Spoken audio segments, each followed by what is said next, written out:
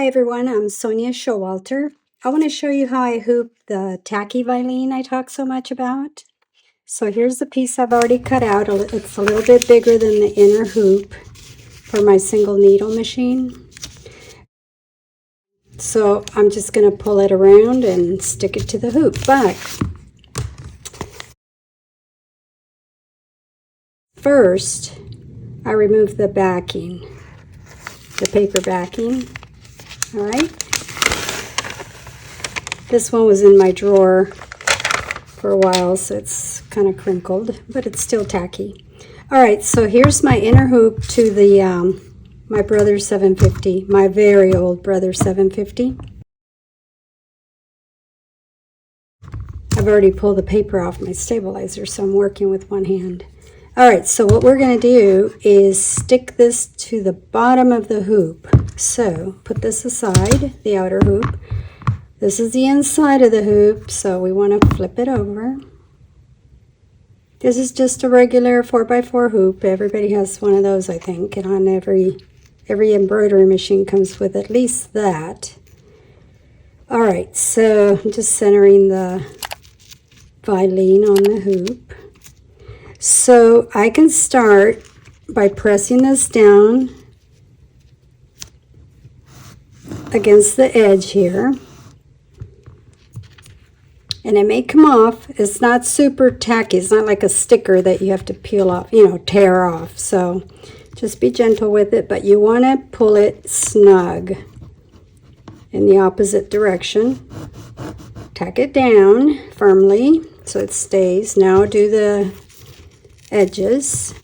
I unstick it so that I can pull it a little bit. Can't pull too much until the other side is tacked. So the whole point, and don't worry about this, I'll show you in a minute. The whole point is to get this drum taut.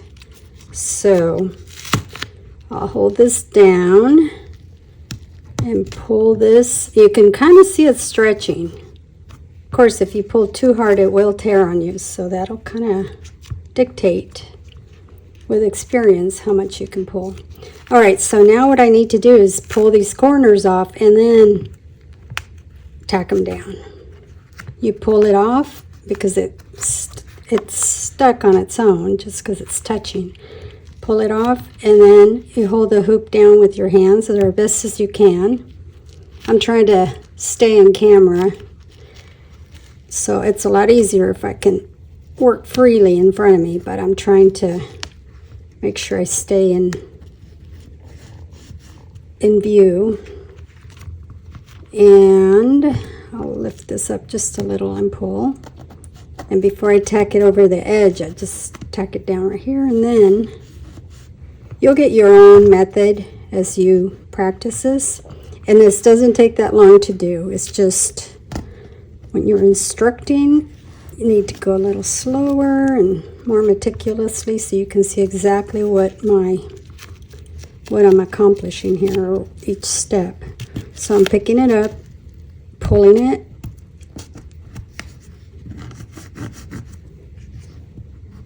and I'm trying not to create folds along the edge, like right here. So I think I want to pull that off.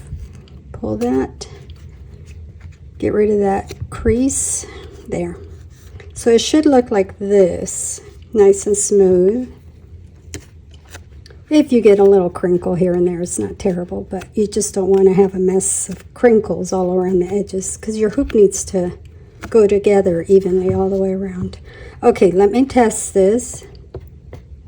That's pretty taut. That's nice and snug, so it's not going to slip while it's stitching. So I'm going to pull the rest over the edge. And full disclosure, this is the first time I've done this on these thin hoops on the single needles, because I've been doing this since I bought a multi-needle, and they have taller hoops. But these smaller hoops will make it a lot easier when it comes to trimming the corner of the napkins. So, and that will be in video part 2. So today I'm setting this up so I can do a cutaway corner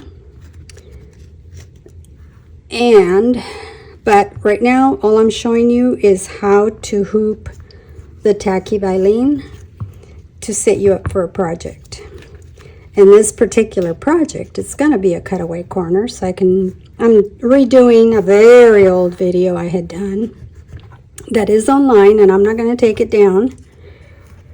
But that was my old flip video days. So, and that's all I had at the time, so it's better than nothing, but this will be better than that video. Okay, so I'm lifting up these little corners because I think those are going to be in the way.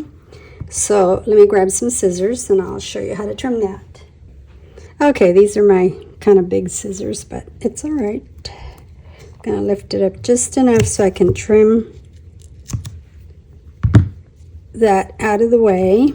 I don't want this being stitched down while I'm doing my project.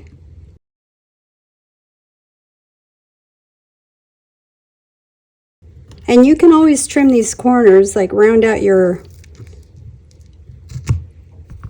pre-cut rectangle before you tear off the paper. You can round out the corners a little bit, so you don't have to do that afterwards.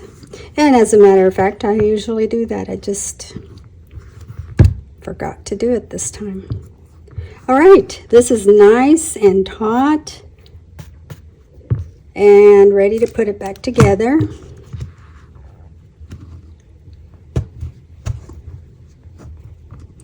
Make sure you're always, regardless of what you're embroidering, make sure your edges are flush with each other.